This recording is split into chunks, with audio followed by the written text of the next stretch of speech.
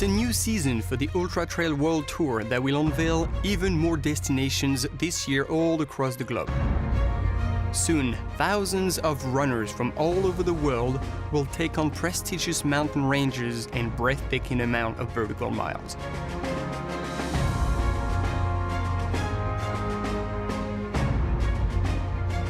Quickly established as a legitimate trail running venue, Hong Kong kicks off once again the Ultra Trail World Tour.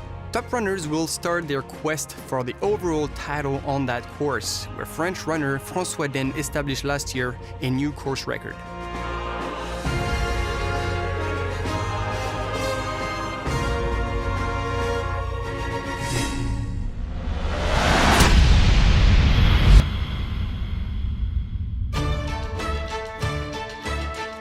Hong Kong offers a very diverse environment. One can experience a moody, sometimes wild Chinese sea whose waves come crashing on a rough coastline.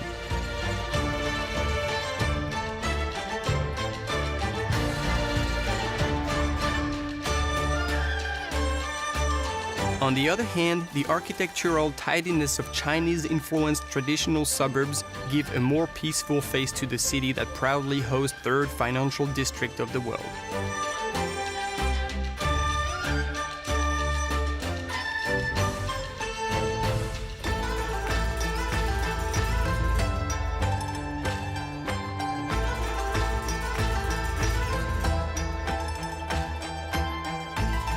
With its skyscrapers and exciting life, Hong Kong quickly confirms its potential for trail running and sees its local trail taken over by an ever-growing amount of enthusiast striders.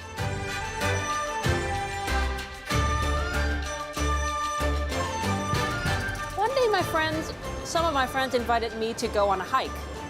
It's just a hike. I've never hiked before in my life, and it gave me a sense of peace. You're away from all the people, because you know Hong Kong is so busy. Once I started hiking, and some friends are saying, well, there's actually like a race this end of the year. Would you like to try? And I was like thinking, well, why not? Since my friends are there, I'll just try. If I don't like it, I can not do it. I can like forget about it next time. So I tried, and it's an addiction. One race led to two, and two led to I don't know how many now, and then distance grow. From my first race, maybe 10 kilometers, and now I'm running 10 times. My main fear for the race is really if my legs just decided to give me pain. But if not, I think it would be fine, and I'm just trying to do the best I can. Why am I doing it? Just because I want to see what I'm made of, see whether I can be the better person, be the better version of myself. The true luxury of Hong Kong is the opportunity for trail runners to go from a noisy concrete jungle to the peacefulness of mountain trails in a matter of minutes. My name's Dominic Rigby. Originally from England. I moved over to Hong Kong 9 years ago, originally for a 3-week business trip, which got extended like a lot of people that come over here. And after 6 months, I sort of got the opportunity to stay here permanently. The great joys of Hong Kong are you're in the middle of a dynamic, fast-moving city, and on the edge of the city you've got great trails which are 15-minute walk from your office or from your home, so it's very easy to escape the hustle and bustle of the city and get into the peace and quiet of the trails and the hills of Hong Kong. My running career, if one could call it a career, is back in the UK. I used to enjoy a lot of cycling, a little bit of running around the park near where I lived. I've always been very much into hiking and hill walking, having sort of done quite a bit in the Lake Districts, Scotland, Snowdonia in the UK, and also across the Alps.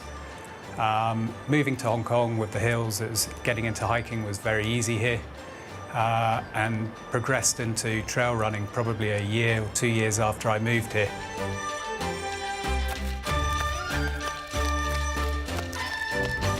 So if you'd asked me 3 months ago, I would have set quite a challenging target. So I was sort of feeling quite fit at the time, having had 6 months out, playing around Chamonix for a month and a half, and various other parts of the world, sort of hiking and running in the hills. But over the last 3 months, I've sort of had to work quite hard. A lot of business trips between Hong Kong and Europe, so the training hasn't quite been what I wanted it to be. But we'll see. We'll see what happens on the day.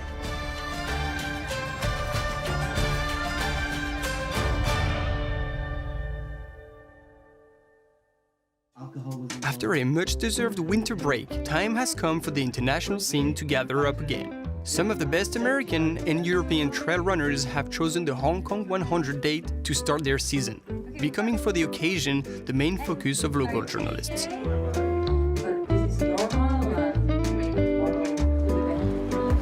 Athletes take a last chance to capture the mix of cultures, people, and bright city lights before the start. Some are simply left in awe in front of such an unforgettable scenery, while others will end up forgetting something else.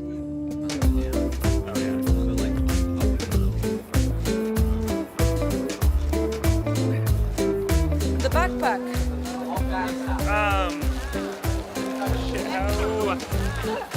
I left my bag in one of the taxis. The starting area is slowly but surely coming to life as the sun rises over the 2,000 participants. Ultimate fine-tuning of the kit, final moves to warm up in a very relaxed atmosphere.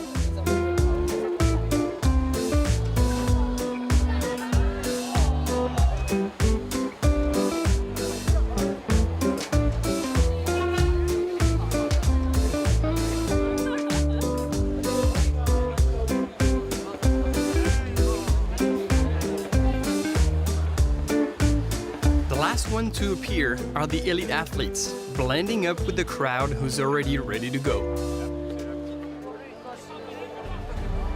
I got another bag, but wow, it was a funny situation because it was amazing. I don't know where is my real bag. Maybe it's in the taxi, maybe it's in China now. But it's okay. I have my legs, which is the most important thing, my trainers, so it's okay. Thank you. I'm excited. This should be a wild ride.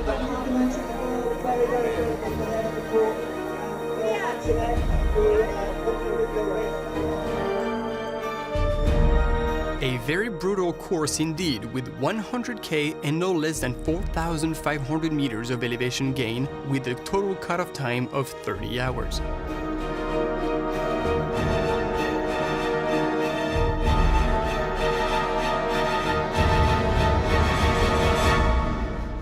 I'm not in my 100% because it's just in January. It's difficult to train in my country because it's full of snow, but I will try to do all my best and I will try to stay in front of the race for sure, but who knows? I don't know. Maybe it will be a surprise or not.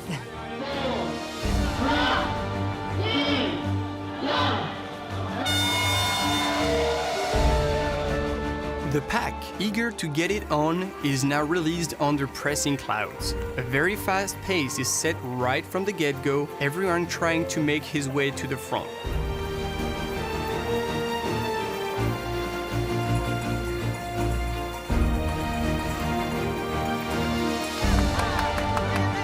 It's under light drizzle that the 2,000 runners are reaching the first single tracks and the countless and infamous stairs of Hong Kong.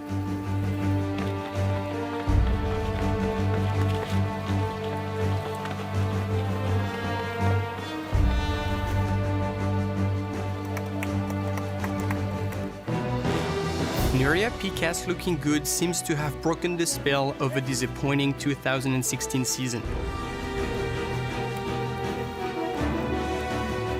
Her main competitor Lisa Borzoli isn't too far back.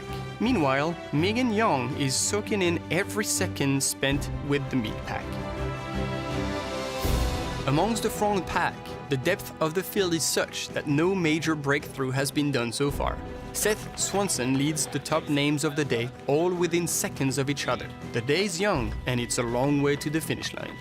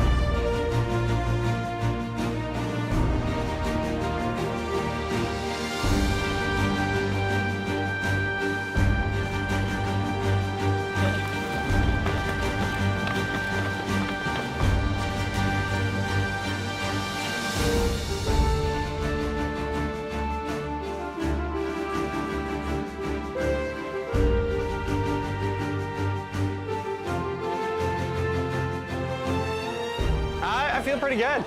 I'm excited. It's been, feels like it's been a long time since I had a real race.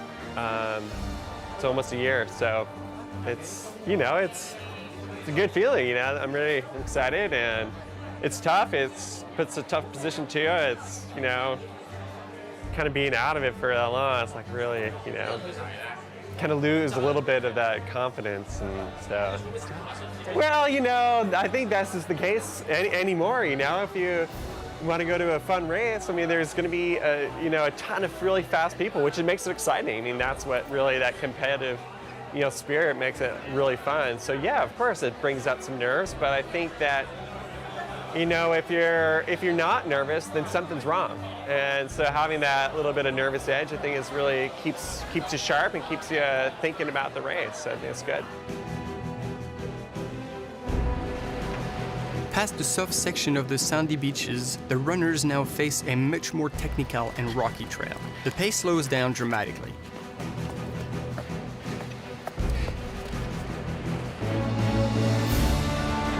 Nuria Picasse doesn't seem to be too affected though, and carries on leading the women's pack ahead of Lisa Borzali.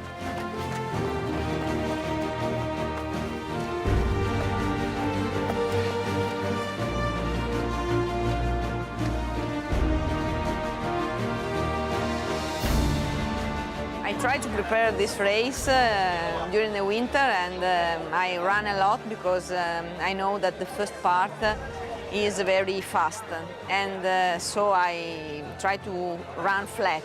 I try to do my best. So then, if I go on first 10 is okay. If I go on first 5 is okay, and if I go better is more okay. As the path leads into higher mountains, another female seems to be taking advantage of the terrain change. Her name is Mary McNaughton, coming from New Zealand.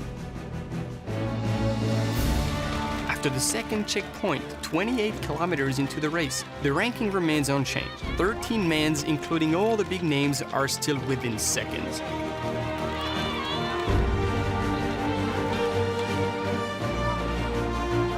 In the women's field, McNaughton has moved up one spot and is now right behind Pickus. I ran casually all through my 20s and 30s, but really started trail running maybe 4 or 5 years ago when I came to live in Hong Kong. For me, probably my 2 favorite races are Lavaredo. As I said, it's just a special race, it's spectacular. And it was my first year to do UTMB, which was just incredible from a atmosphere, support, the people out there in the race, just the feeling was like I'd never experienced before, and that was amazing as well. The Hong Kong 100 is just a special race, great trail. You'll be challenged. The race has some really neat climbs towards the end, which always push people to their limits. And it's just a special race in terms of atmosphere. The support is incredible. The checkpoints are just well run, they run like clockwork, and it's just a great race with a great atmosphere.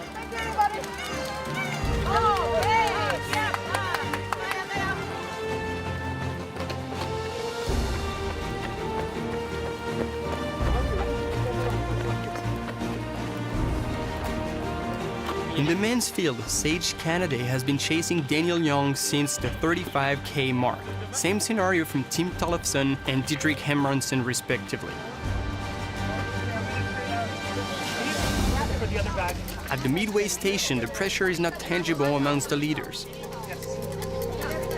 That is everything. No sense. Thank you. Behind Tim Tollefson, Chinese runner Yang Qiao, winner of the 2013 edition, is rallying strong, showing perfect race management.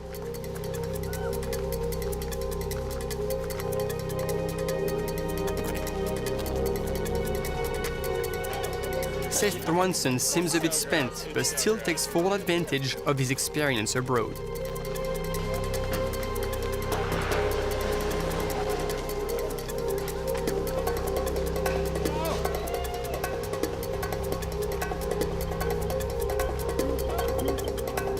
In the Ma On Chan climb, Ying Cao continues his comeback and passes Sage Canada's first, soon followed by the Italian runner Young. 65 Ks into the race out of 100, and the assault is about to be officially launched amongst the top runners.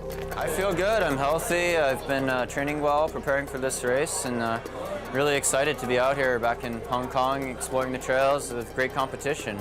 I just came to visit here last year to watch the race. I was crewing for some friends, so I've never actually competed in Asia or run on the trails, so it'll be new to me. Well, I'm doing the Ultra Trail World Tour, so I want to complete as many races as I can, and this is the first one of the year. I also like to race in new areas with really competitive international fields, and this race really has all that, so that's the main motivation, to challenge myself, appreciate the beauty, and compete with top runners in the world. Chasing the top two runners and with several podiums and wins on the Ultra Trail World Tour, Danish Didrik Hermansen looks fresh as a daisy.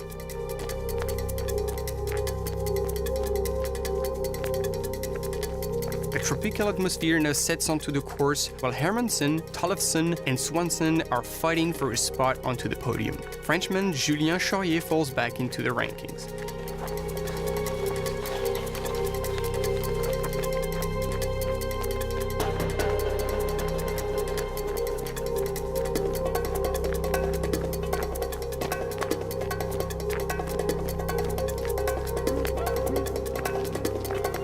Nuria Picasse is all smiles, despite the Chinese runner Chen Limning being right on her heels. After last year's results, finding herself on the podium would already be a personal win for the Spaniard. For me, it's important to discover new places in the world, new races. Don't repeat the same races all the year because it's difficult for my mind.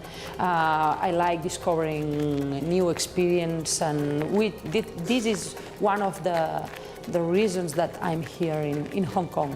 Yeah, my strategy for this race is, first at all, is run clever. Start easygoing, and after this, after the 45K, we just start the hardest part of the race, to do all my best. So my strategy is for sure go slow at the beginning, and then I will see, but for sure not to be fast at the beginning. Ying Qiao took full advantage of his experience on the course and moved up the field effortlessly to leave all his competition behind, with over a third of the race to go. It is truly at Beacon Hill, with its hundreds of steps overlooking the big city, that Ying Qiao puts the hammer down to create a non-bridgeable gap on his competition.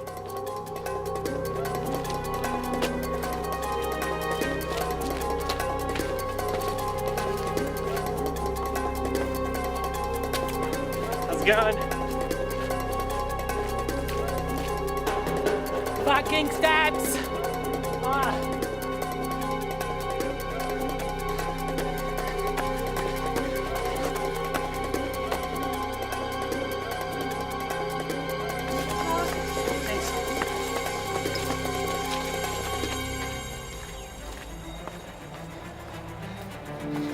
Yep. Summiting the highest point on the course, runners can gaze on the horizon, looking down on a unique skyline made of man-made buildings and tree-covered hills. It's a hard life.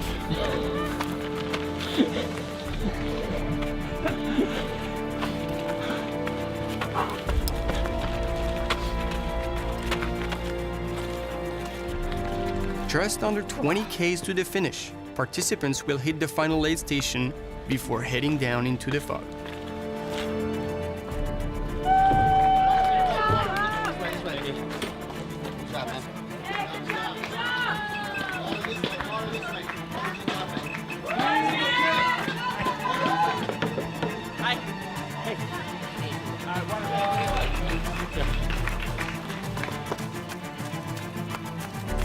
Yin Kiao, truly spectacular, is covering the last kilometers on pavement towards the finish line, stretching his stride through the fog.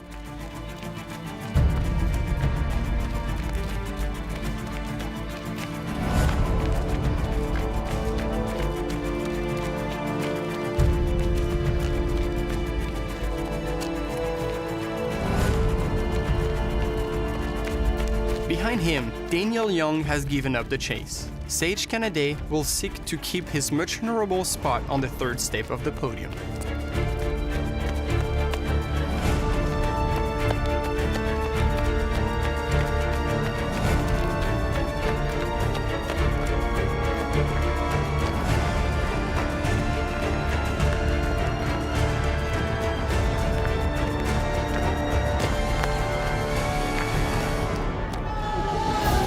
Yin Kiao repeated his 2013 win for the opening stage of the season. To top up this victory, he also broke last year's course record by 2 minutes, previously set by François Den.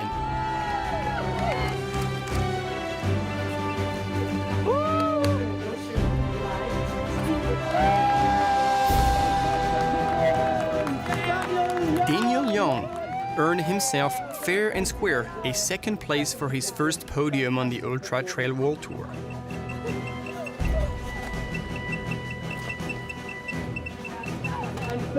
Sage Canade completes the podium to successfully kick off a long season ahead of Derek Hermansen, Tim Tollefson, and Seth Swanson.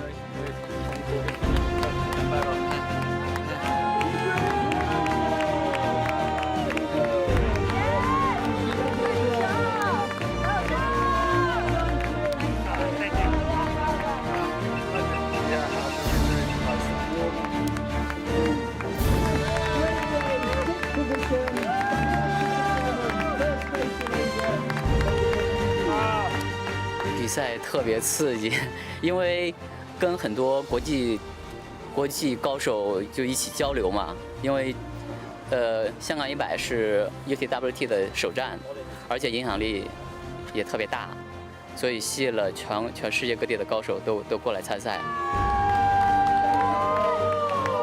On était un groupe d'une quinzaine à l'avant de la course. Je me suis retrouvé rapidement sur l'arrière du groupe et à faire le choix de laisser filer parce qu'après 20 km, ça allait devenir très difficile s'il fallait que je tienne et je risquais de vraiment le payer très cher après. Mais ce que je retiens, c'est que j'ai pris du plaisir sur toute la course, je ne me suis pas fait mal. J'aurais peut-être dû me faire un peu plus mal et j'aurais gagné quelques places, mais ça aurait été vraiment secondaire. In the women's field, Nuria Picasse is back on top, scoring not only a win, but also smashing the course record by nearly 40 minutes in a time of 11 hours and 53. I was conservative, but it's my manner to running. I don't know to go fast at the beginning, so always is the same. It's 100K, so the beginning is very interesting to run clever, and after the middle of the race, the things are quite different. For me, the bag is like my home, no? When I'm running, so maybe now it is in some place of Hong Kong inside the taxi, but there are millions of taxis in Hong Kong, so it's difficult to find. It made me wake up in the morning when I realized, where is my bag? Oh my God, come on, woo! But it was funny. Now it's funny to explain to the people what happened. And it's interesting because the most important thing is our legs, our shoes, our trainers, and the other things are not so important that we think. Behind the Spaniard, Chinese runner Lim Ning takes second, and McNaughton from New Zealand completes a very international podium.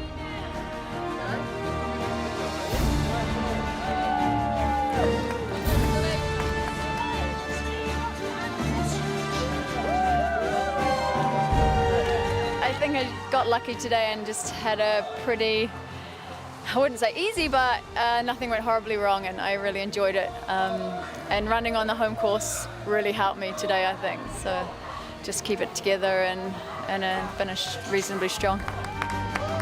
Our friend Dominic also managed to successfully complete his own challenge. That was tough. Just so happy to be back on the trails, running. Not really thinking too much about time, but just sort of being part of the fantastic community that trail running in Hong Kong is.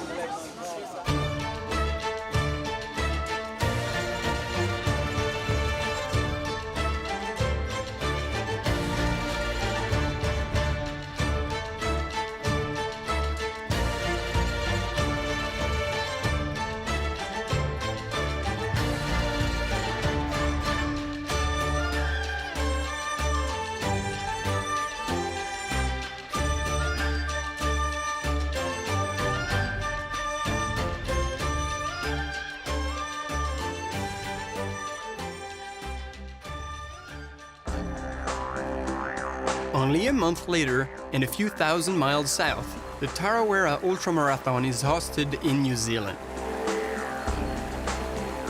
The placid waters of the Rotorua Lake, located in one of the world's famous outdoor destinations, offers a much remote and wild setup for the second stage of the Ultra Trail World Tour.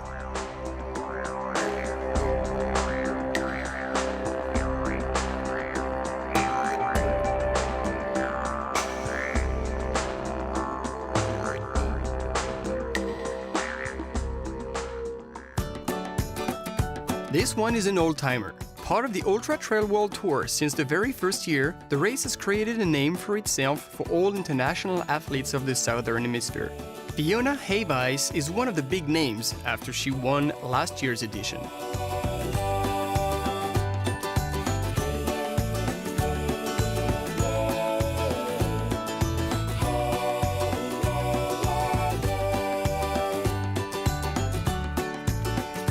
My name is Fiona Hayvice, and I live in Wellington, New Zealand, which is the capital of New Zealand. And I live here with my husband and 5-year-old son.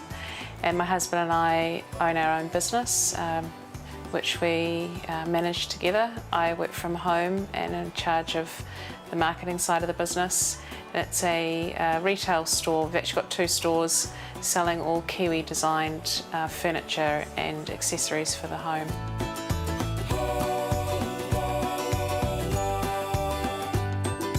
Really, I started running on a recreational level when I was at high school, and carried on for a number of years just for my own mental and sort of physical well-being. But it's really been just the last 2 years where I've been running on more of on a competitive level. Are up fairly early because with a almost 5-year-old, he doesn't let us sleep in too much, so it's usually an early start. We'll have breakfast together typically before we then sort of all go our separate ways. Our son is at preschool, so we drop him up at preschool in the morning, and then I would come back and I work from home and have a home office, so I would perhaps get some work done in the morning. I find that's time when my brain is most switched on, diligent, I suppose. So I get what I need to get done as far as the business goes in the morning, and then I would typically slot in my training before I went and picked up my son at 3 o'clock in the afternoon and spend some time with him, and then have an evening meal together as a family. A couple of days a week I help out a friend with her female running group. So my husband would come home from work and we'd do a quick switch, and he'd do bath time with our son, and I'd be out with the girls doing some training and come home for a later meal.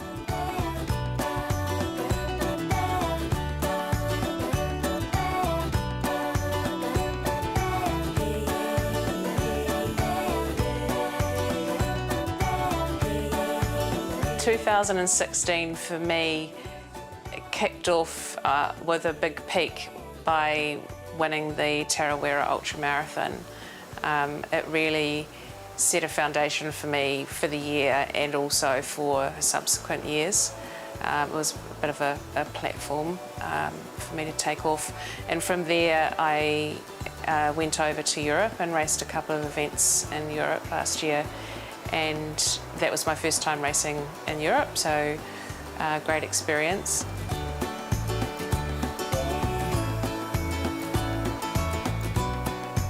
I love being out on the trails, just escaping, I guess. I live in the city, so being able to be on the trails is really, quite an escape from the concrete, and I like the camaraderie of the fellow trail runners that you meet from all over the world, really.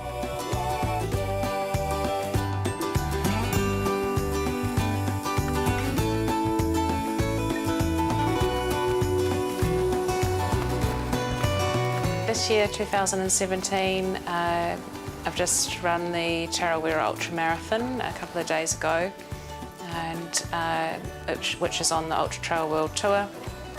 And then I'm going to head over to Australia in May and race over there again. And then in June, 4 weeks later, I'm going to the States for first time racing and also doing my first 100 miler at the Western States.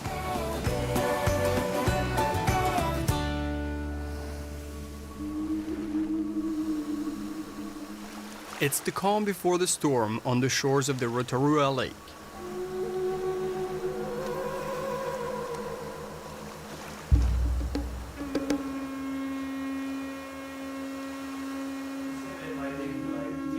In the ultra trail world, all elite know each other and happily share quality time with each other before throwing it down on the course. It's a privilege they have to travel to such places, and they surely appreciate catching up with one another. A place where friendship and competition blend genuinely.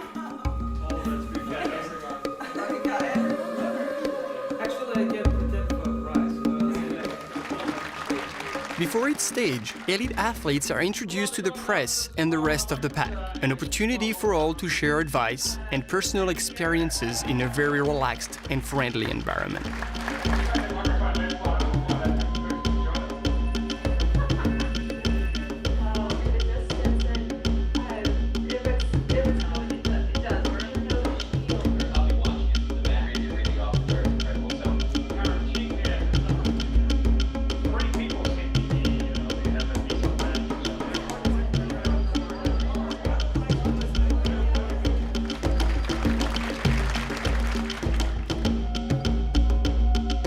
Coming back, obviously I want to run faster. I think I'm stronger than I was last year, and I've learned a lot. So, and I think I got a lot wrong in last year's race with my nutrition and a couple of other things. So I think if everything goes well, then the main aim is just to be quicker than last year. So I've got some progress there, and ideally that means I'll be competitive again. The field is pretty amazing. You've got, Gediminas, Jonas, Jim, I mean, Jim Walmsley's, he's a phenomenon, and the past 12 months, he's gone from, you know, I think it was 2015, coming 25th or something at World 100K champs, to now he's just untouchable. So he's a phenomenon. I think, you know, he'll go off the front really fast, and it'll just be a matter of if anyone gets on the Jim train. Last year it was the Jonas train. This year it's the Jim train. It's probably going to be a bit quicker and makes it even more fun. My plans, it's kind of up in the air because of the insanity of the Jim factor. For this edition, we'll account for a very fast 102 kilometers course with over 2,700 meters gain that will link Rotorua to Kawe Row.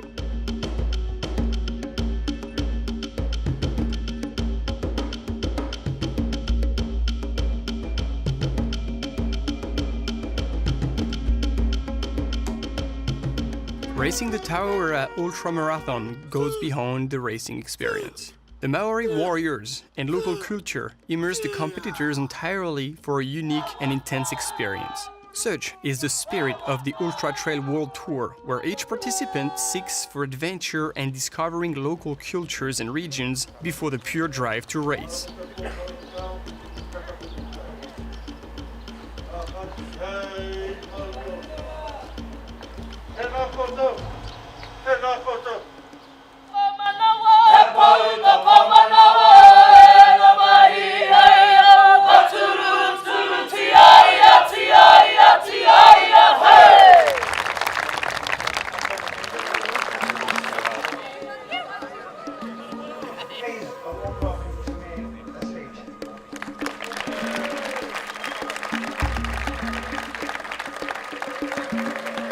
Race organizers don't miss on the opportunity to present the local geological gems of this far end of the world, often unsuspected by Americans and European runners. Mixed tourism, culture, and sport is truly what the Ultra Trail World Tour is all about.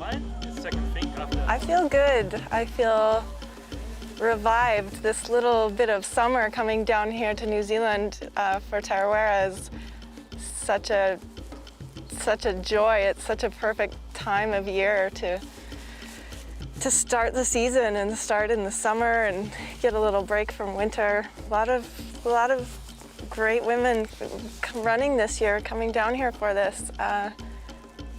It'll be an exciting race to be a part of. I wish I could watch it almost.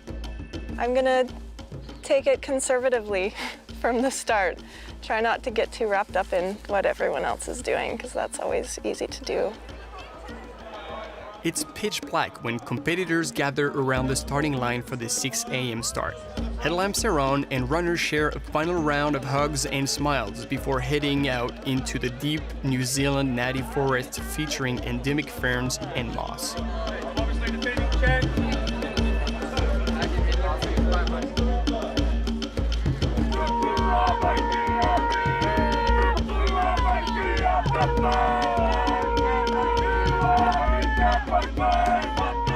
Nothing better than a haka performed by Maori warriors to launch the 1,400 runners onto their long journey towards Kawe Row.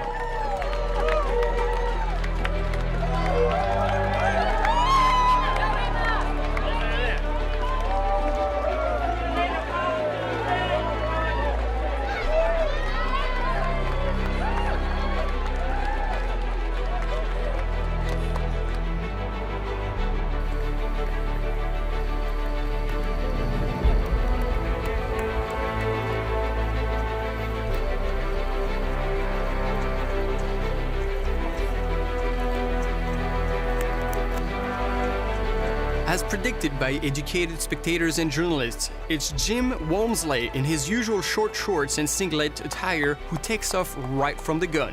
Sam McCutcheon and David Bryan lead the chase.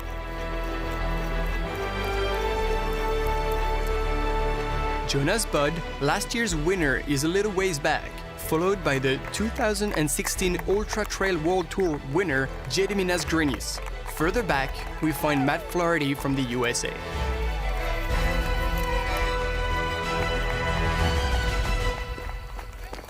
In the women's field, it's the American runner Camille Herron who takes an aggressive lead over her female competitor and even ahead of some elite in the men's field such as Mark Wargin.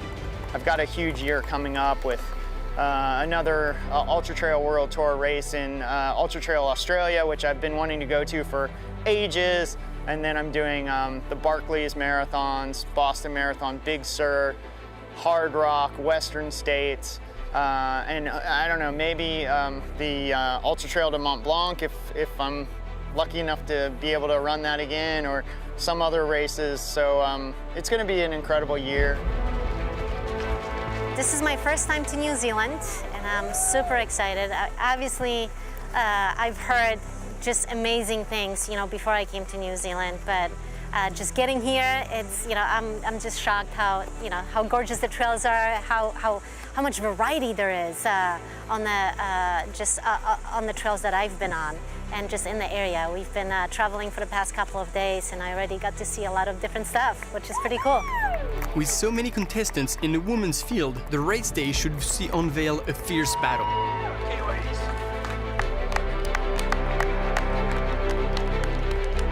My goal this year is the Ultra Trail World Tour, is the circuit, and this year the rules change a little bit, so it's very important to do 2 races that gives to me lots of points. So I choose Marathon des Sables and Ultra Trail du Mont Blanc to do this year. So my goal and my objective is to have a good race, Marathon des Sables and Ultra Trail du Mont Blanc. And Tarouera is one of the race part of the circuit, but here for me is more kind of a training, more kind of preparation to do this race after really well. So it's really good to start the year here in New Zealand. I think that will be really good for me, for my performance. And I know that lots of good runners here, and it's a pleasure to share some hours, I hope, with them. In the lead and under clear skies, Jim Walmsley carries on with his one-man show. His pressing pace can't be sustained by any of his competition that he gradually breaks away from. Sam McCutcheon and David Bryan try their best to minimize the gap that is still growing. Jonas Budd relies on his experience of the course and his long-distance running skills to keep the podium at reach. Far behind, Gediminas Grinius is still pushing the pace.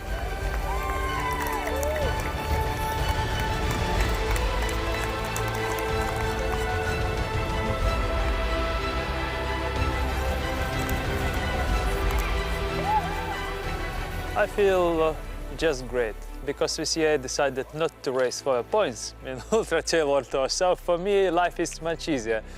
This year for me just to do, of course, Ultra Trail World Tour races, but just purely enjoy, not to compete so much, because like a few more years ahead of me, so my body needs to rest. So I'm choosing strange races, which are not giving much points, but they are nice and nice destinations. So I'm okay.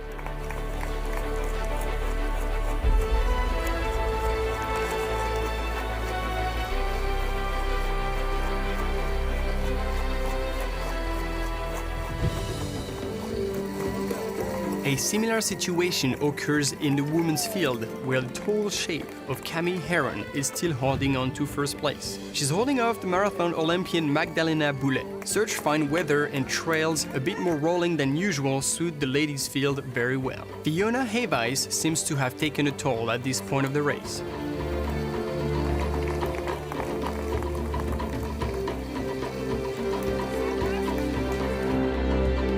The New Zealand route offers a wide variety of dirt trails.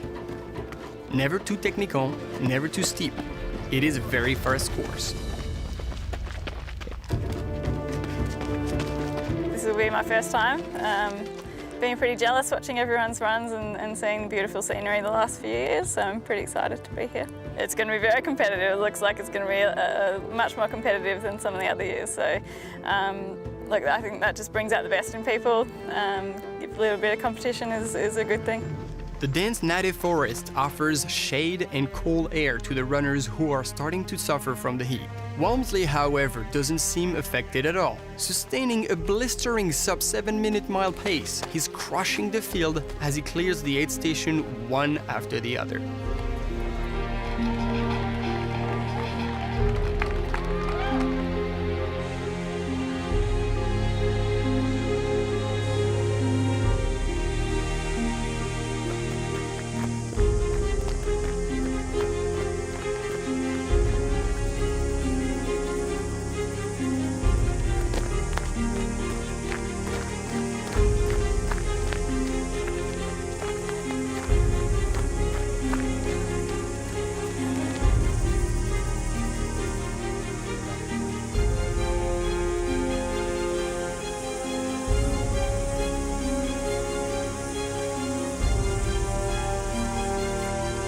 David Bryan wasn't able to sustain the fast pace early on the race, and is now falling back under weather getting hotter and hotter. Jonas Budd, with his solid experience in the 100K distance, chose another race plan. A more conservative approach during the first half of the course is now paying off as the Swedish runner is getting close to a spot on the podium. Everyone's race plan is unique and will influence differently the strategy on race day. So I've gotten in like a good mix of training between like long, fast runs that are a little flat, but then also I've gotten in good climbing. So it's been a really good mixture of kind of a variety of training, but then mostly volume-based, I would say. I think the course record will get dipped under quite a bit, so I expect it to be fast. I think if I can string out everybody else, so it's not a pack chasing me, if I can string everybody out where everybody's kind of by themselves, then I'll feel comfortable running away. But if it's a whole pack chasing me, that's not a good situation. I would prefer like one-on-one. You're alone, I'm alone. I would prefer that. If it's a group of guys, I think they can push each other to run faster. But who knows, someone could surprise me and they take it out quick, but I'm okay with that. But I'll probably go with, if someone else wants to push an early pace, I'll probably just go with that. I mean, I know which guys to watch and kind of respect what they're doing, so we'll see.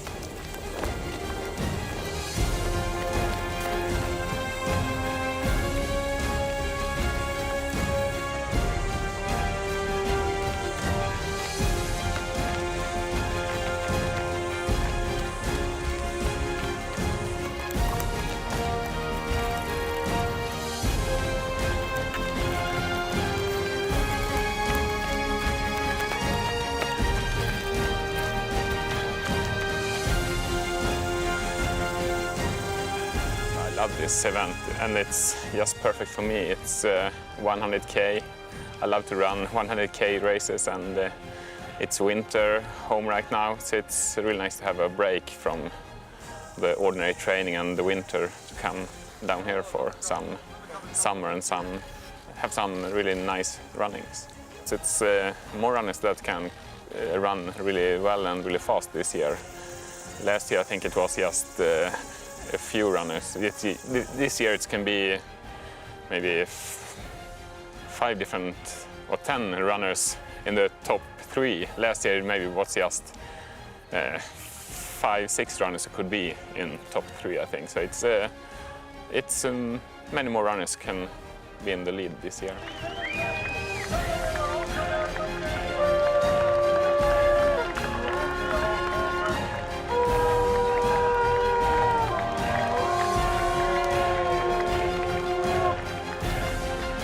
Simply put, Jim Walmsley crushed the field at a ridiculous sub-7 minutes per mile pace. The American runner took no less than 25 minutes off the previous course record, finishing the race in 7 hours and 23.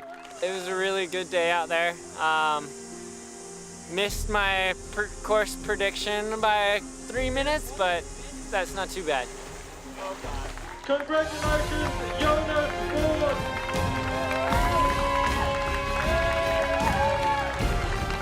Last year's winner, Jonas Budd, finishes in second position, 50 minutes back, and just ahead of third place Sam McCutcheon. Then comes David Bryan and Gediminas Krinis.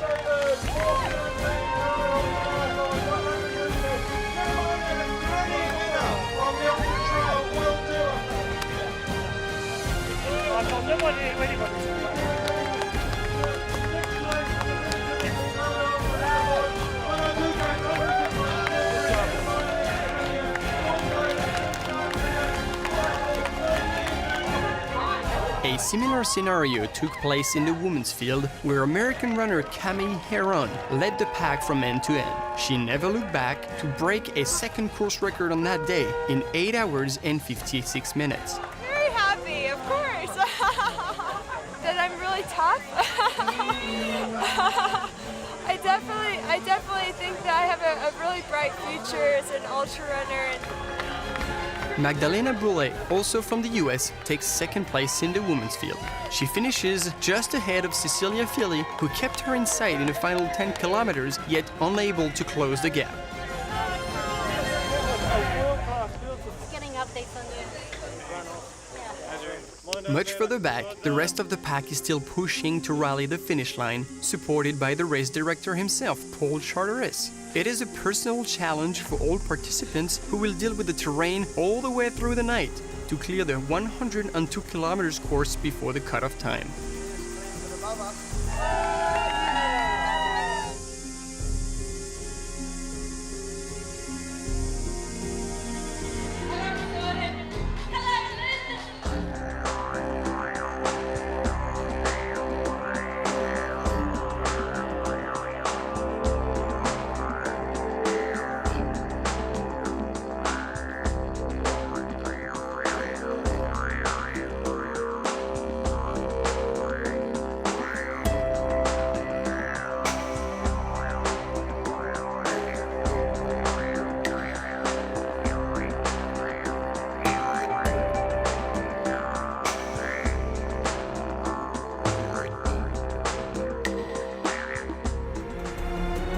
Next up is the Marathon des Sables in the sub-Moroccan desert. A whole different terrain and format for this week-long stage race where competitors need to carry their own supplies the whole way. More than a race, this is a life-changing experience for those who will take on this next stage of the Ultra Trail World Tour.